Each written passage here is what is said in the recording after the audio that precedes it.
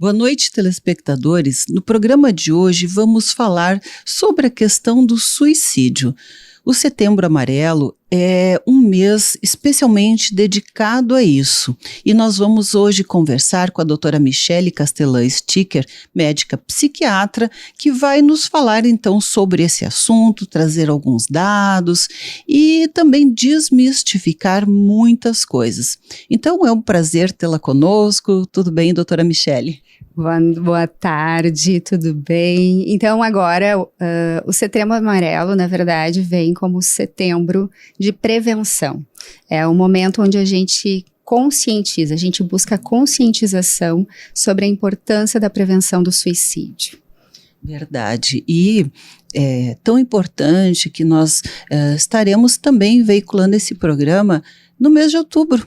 Né? Porque não é só o setembro, ele é um mês dedicado a isso, mas é algo que nós todos os dias precisamos, né, nos conscientizar para poder até ajudar outras pessoas, reconhecer, não é, essas questões que podem levar alguém ao suicídio.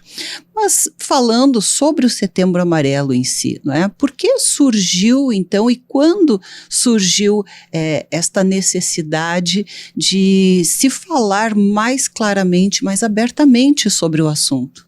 Ótima pergunta. Bom, o Setembro Amarelo, na verdade, começou com uma história que eu vou contar em 1994, sobre um menino chamado o caso Mike M., um menino de 17 anos, morador dos Estados Unidos. E ele era um menino que tinha uma habilidade muito grande sobre a questão de mecânica. Então, ele comprou um Mustang e ele acabou restaurando esse carro. Então, ele restaurou com todo cuidado, um guri muito querido pela população. Ele comprou esse carro, um Mustang 68, e ele pintou ele de uma cor bem amarela. Terminando essa restauração, olha que interessante, os pais encontraram ele morto, ele se suicidou. Então, todo mundo, os amigos, familiares, os pais sentiram muita culpa sobre a questão do suicídio. Então, eles escreveram cartinhas. Um dia antes do velório, eles começaram a escrever cartinhas e colocaram dentro de envelopes. E nesses envelopes, eles ataram com uma fitinha amarela, com mensagens de apoio. Então, mensagens de apoio como: se você estiver precisando de ajuda, busque ajuda, fale, peça ajuda. Então, eles colocaram numa cesta e esses bilhetinhos, esses cartõezinhos foram sendo distribuídos, então, para as pessoas que estavam ali. Então, alguns meses depois, algumas pessoas, alguns adolescentes, pessoas começaram a ligar pedindo ajuda para o sofrimento mental. Então, aí que começou, na verdade, a campanha do Setembro Amarelo começou a tornar grandiosa. Então, o Setembro Amarelo visa, na verdade, dar ajuda para quem está necessitando num momento tão delicado da vida. Então, ficou conhecido, então, o amarelo é por causa do Mustang amarelo, então, que na verdade é a cor, né, da prevenção do suicídio. Então, o mês de setembro a gente dedica à conscientização. A gente dedica a levar a informação, a gente dedica, na verdade, a dar oportunidade para as pessoas falarem sobre transtornos mentais, que ainda tem um tabu muito grande, e a gente precisa desmistificar tabus, desmistificar estigmas, né? E para isso, campanhas como essa do Setembro Amarelo são realmente, mudam e salvam vidas, né? Que é esse o nosso grande objetivo. É verdade, e nada mais próprio do que nos tempos atuais, né? Porque a gente vê assim um crescer do suicídio quase que como uma epidemia, né? Epidemia de depressão e por consequência suicídio, né? Nunca se ouviu falar tanto e as pessoas ficam assim estarrecidas porque não compreendem, mas como? Mas por quê? não é? E depois é aquele sentimento de culpa da família porque não percebeu, e é realmente uma verdadeira tragédia para todos, o sofrimento da pessoa que veio a se suicidar e o sofrimento da família posteriormente, que às vezes se propaga até por outras gerações, porque fica aquela história, né, na família. Isso é algo assim que tu percebes também, porque eu vejo como uma percepção, mas eu quero saber de ti como é que é isso. Sim, a gente percebe muito isso, né? Então é um agravamento, é um fator de risco. Por isso que a gente fala tanto sobre prevenção. A gente previne câncer de mama, tem campanhas que a gente previne doenças, na verdade, fisiológicas, né? Mas aí sobre a questão da depressão, na verdade é um grande estigma. Então, neste momento, assim, quando tem um suicida na família, acontecer um caso de suicídio na família, na verdade isso é um fator de risco realmente para outras pessoas enlutadas a terem esse mesmo comportamento. Então, a gente precisa muito prevenir suicídio, porque realmente é um problema de saúde pública. E aqui eu aproveito para trazer informações da Organização Mundial da Saúde, onde falam-se sobre 800 mil pessoas se suicidando no mundo. Isso é uma coisa muito impactante, porque agora aqui, no momento que a gente está conversando, 40 segundos, uma pessoa está se suicidando. Então, são dados, assim, bastante alarmantes, que realmente é um problema de saúde pública, e principalmente a gente vê esse crescimento muito grande na faixa etária dos 15 aos 19 anos, que torna ainda esse um problema ainda mais sério, né? E ao que tu atribuis isso, esse crescente nessa faixa etária? Bom, aí a gente precisa entender muito, e aqui é uma das coisas que eu levanto muito a bandeira. É no segmento de não tratar realmente doenças causadas a transtornos mentais. Aí eu estou falando sobre questões de depressão, estou falando sobre questões de álcool, drogas, que na questão da adolescência é uma coisa muito comum, certo? É o controle de impulso. E o suicídio, ele é isso, é uma doença do impulso. O que leva, né, um adolescente a se suicidar, então, com 20 anos? Então, uma das coisas, Eliane, é a questão da frustração, né? Nossos adolescentes não sabem como manejar com a questão das frustrações. Outra coisa é a questão do imediatismo. O imediatismo também sobre as questões dos adolescentes também são difíceis de ser entendidas por eles, né? E ao mesmo tempo essas questões mentais que realmente é um fator de risco. Então por isso que agora no Setembro Amarelo a gente fala muito sobre prevenção e tratamento de transtornos mentais, porque 90% dos pacientes que se suicidam, esses jovens que se suicidam, têm uma doença de base, que muitas vezes não é vista, não é tratada, né? Essa questão do caso do Mike, ele era um depressivo, né? E aí a família olha e aonde que tá? Como é que eu não vi, né? Que o meu filho estava em processo de um transtorno e se suicida. As pessoas às vezes dizem, mas era um guri tão tranquilo, né? Quem sabe essa tranquilidade não seja só tranquilidade, não é? Bem, nós vamos fazendo um breve intervalo, mas já voltamos com você aqui, continuando então a falar com a doutora Michele. Já voltamos.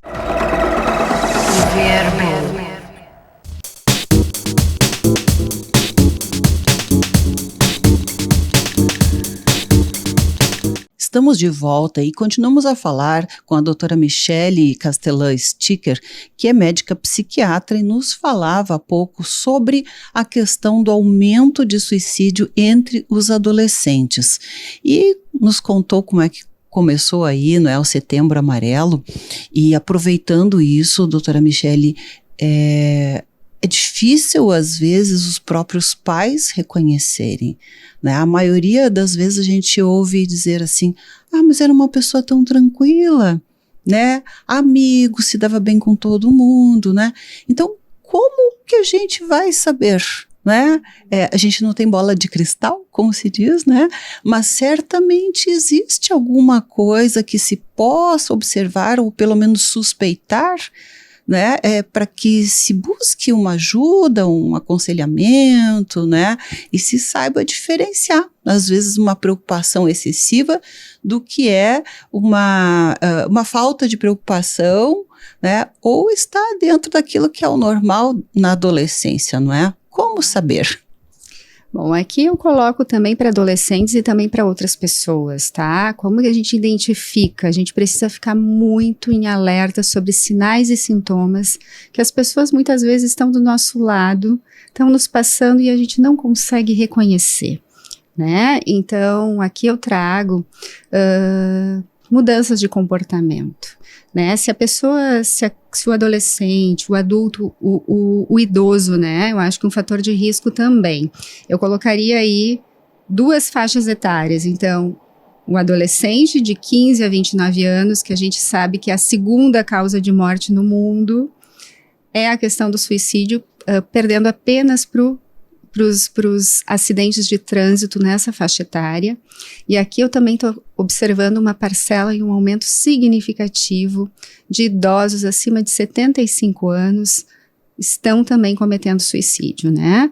Então, como que a gente identifica? Eu falo dos Ds, das regras dos Ds, tá? Desânimo, desinteresse pela vida, começa a ficar realmente sem vontade de se cuidar, o autocuidado, eu acho que é importantíssimo quando a pessoa muda o comportamento, não quer se cuidar, tá ficando atrasado, não tá querendo sair de casa, tá desanimado, tá, na verdade, com uma diminuição, muitas vezes, de apetite, diminuição do sono, não dorme, desinteresse, então, para fazer as práticas, coisas que normalmente trariam prazer, né? Ir para a escola ou ir para trabalhar, então começa a ficar muito difícil. Então, aí a gente precisa realmente entender que pode ser que a pessoa esteja em sofrimento. Então, acompanhado a tudo isso é o pensamento pessimista, né? Não consigo, não posso, ou tem um discurso sobre morte, né? O momento, assim, onde está conversando, ele deixa falar, nossa, como eu gostaria de morrer. Eu acho que muitas vezes as pessoas verbalizam. As pessoas que estão com esse processo de pensamento sobre morte, tem um discurso. E é uma coisa importante, a gente não deve minimizar, na verdade, o sofrimento. Precisamos realmente estar atentos, porque é desta forma que a gente salva vidas, né? É verdade. Eu agora falar de uma experiência rapidinha de uma mãe que me disse que o meu filho não estava conseguindo dormir já há bastante tempo. E ele estava assim, se sentindo tão mal, não estava mais produzindo, estudando, enfim. E ele tomou 10 comprimidos de diazepam porque ele não conseguia dormir. Na verdade, né, quem quer somente dormir não vai tomar, né, 10 comprimidos de um remédio de uma vez, não é? Tem alguma coisa por trás disso. E é aí que eu ressalto, um dos grandes fatores protetores é a questão do tratamento dos transtornos, né? Novamente, eu reforço sobre a importância da gente diagnosticar depressão nessa faixa etária, porque a depressão é uma das causas mais comuns. Quando a gente faz estudos, pega estudos, tem um estudo que foi feito em São Paulo, que foi um longo estudo, foi feito num período grandioso, onde acompanharam pacientes suicidas, né? E viram que a maior parte desses pacientes tinham depressão não diagnosticada, certo? E aí, muitas vezes, uma outra coisa importante é o controle de bebida alcoólica, o controle sobre a questão de drogas, porque a depressão é uma doença do impulso, certo? Quando se consegue controlar esse impulso, é como se fosse uma crise de ansiedade, certo? Tem um momento onde tem a crise, que a gente ensina as pessoas a controlar essa crise. A depressão é muito isso, é um momento. Se tu tiver uma rede de apoio naquele momento onde existe o desespero, é a impulsividade acompanhada de muito desespero, de muita dor, muito sofrimento. Se tu conseguir, neste momento, dar uma rede de apoio para essa pessoa que está pensando muito sobre a questão do suicídio, a gente consegue salvar vidas. E aqui eu reforço uma coisa bem importante, que é o Centro de Valorização da Vida. É um número onde é uma ONG, tá? É uma ONG de São Paulo, onde tem alguns trabalhos voluntários, tem pessoas que são treinadas para atender pacientes, pessoas em sofrimento emocional. Então, neste momento, eu acho que o CVV, que é esse Centro de Valorização à Vida, é fundamental, porque se tu liga lá 188, vai ter uma pessoa do outro lado tendo essa rede de apoio, e eu acho que isso o trabalho da CVV aí, eu acho que é de suma importância, então, para esse momento do impulso. Então, é aí que a gente consegue realmente resgatar, né, essas pessoas. Quebrar aquele momento ali, não é? Momento. Por isso que no adolescente, esses números aumentam muito, porque como é um momento assim, que eles estão em um momento de formação, eles estão em conflitos do ponto de vista corporal, aí tem um conflito hormonal, aí tem os conflitos sobre as questões sexuais. Hoje em dia, na verdade, tá tudo muito, muito incerto, né? Inclusive ele se enxergando nesse momento aí de amadurecimento, onde a parte cognitiva ainda não está bem formada, aí que acontecem esses momentos de impulso misturado a álcool e drogas. Então isso é realmente um fator de risco muito grande para essa questão do suicídio. Eu acho que é aí que os nossos jovens entram em desespero e realmente fazem esse ato, né? É verdade, chega a ser até contraditório, às vezes, o mundo globalizado, tu fala com pessoas de qualquer parte do mundo e ao mesmo tempo se sente tão sozinho, né? E entra uma porção de fatores sociais também, eu creio. Mas assim, te interrompendo um pouquinho, né? Eu lembrei de algo que eu fiquei muito chocada, tu vais lembrar certamente, houve um período em que havia uma corrente de suicídio entre adolescentes pela internet, né? Existia, e o adolescente ele é influenciável, né? Então, por conta disso, muitos adolescentes se suicidaram e os pais começaram a entrar em pânico, né? Porque não sabiam de onde vem isso, como é que é isso, eu vou proibir isso, não, né? Inclusive, numa região aqui do Rio Grande do Sul, que é Gramado, houve assim, tipo um surto até disso, né? Uma coisa terrível, não é? Por isso que a gente precisa falar sobre suicídio, mas de uma forma correta, né? Geralmente o suicídio na mídia são suicídios romantizados, né? Essa questão, a gente fala sobre suicídios de astropops, muitas vezes morreram porque eles não aguentaram a dor e o sofrimento do mundo. Não. Suicídio, na verdade, é um ato de desespero. Se tu fores ver e observar as histórias pregressas, a maioria desses astros, pops, que cometeram suicídio, tinham casos de depressão, casos de dependência química. Então, por isso que precisamos, realmente, um dos pilares para a prevenção é tratar a doença mental, é tratar os transtornos mentais, é tratar a depressão, é tratar, então, realmente álcool, drogas, esquizofrenias, transtornos borderline, né, transtornos de ansiedade que podem levar essa pessoa a ter esse ato impulsivo, que depois que teve esse ato impulsivo, é difícil de parar, né? Então, é um momento, é uma crise que, na verdade, essa pessoa precisa ser amparada. Naquele momento. Por isso que o trabalho do CVV é tão importante. Verdade. Bem, doutora Michele, no encerramento do nosso programa, eu ainda queria te fazer uma perguntinha rápida, né? Como diferenciar depressão de uma tristeza, né? Porque em algum momento da vida, às vezes até por um período mais longo, nós estamos tristes, né? Qual é a diferença? Como saber se a pessoa está só triste ou tem uma depressão que oferece um risco maior, né?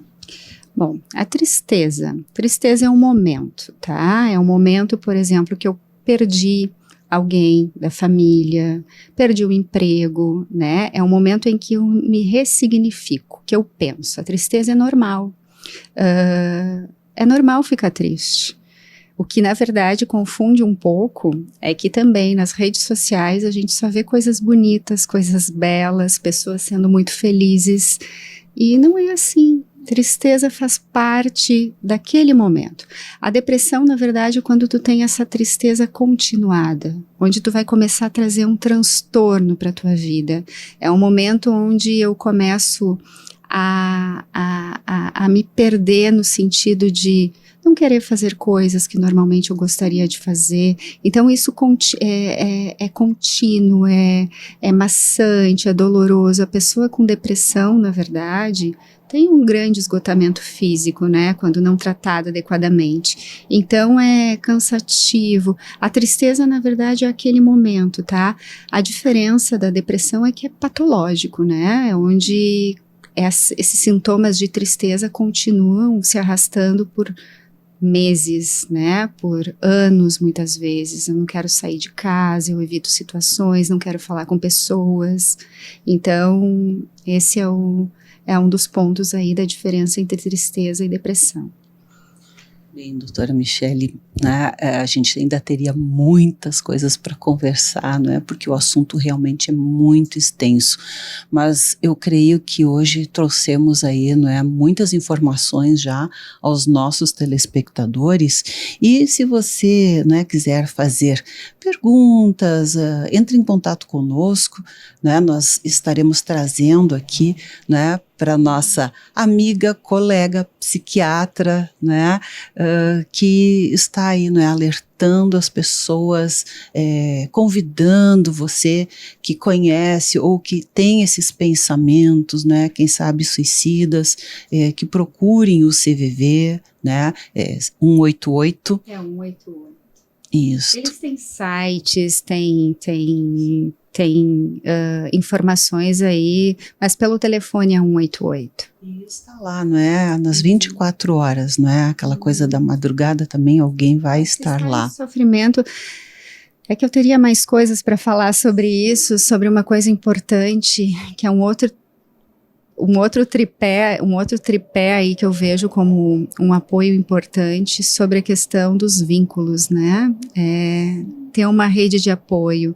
E aí eu vejo vínculos importantíssimos que a gente não pode perder, que são vínculos familiares, né? Esses problemas de apoio familiar, eu acho que é muito importante nessa questão da prevenção do suicídio. Vínculos, por exemplo, de igrejas, né, dessa questão da espiritualidade, da religiosidade e fé, né, acordar e ter um vínculo, se sentir pertencendo a alguma coisa. Eu acho que é uma dos momentos aí que a gente ameniza muito esses números de suicídio. Trabalhar em ONGs, fazer trabalhos